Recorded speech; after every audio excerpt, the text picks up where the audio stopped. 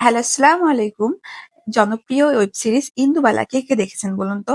আর যারা দেখে থাকবেন তারা নিশ্চয়ই এই কচু বাটার রেসিপিটা ভালো করে চেনেন। পুরো ওয়েব সিরিজ জুড়েই লেখা হয়েছে কচু বাটার রেসিপিটা নিয়ে।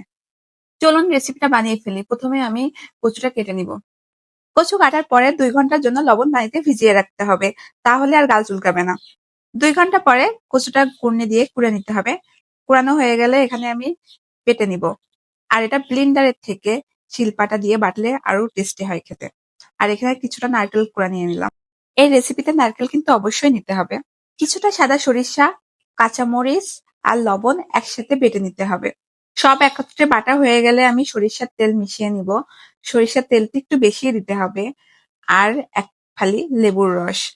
এটা আমি অনেকদিন যাবত বানাইতে চাচ্ছিলাম, বাট বানাইতে ভয় পাচ্ছিলাম যদি গাল চুলকায়। কিন্তু বিশ্বাস করেন, একবার বানিয়ে খেয়ে দেখবেন যে একদমই গাল চুলকায় না।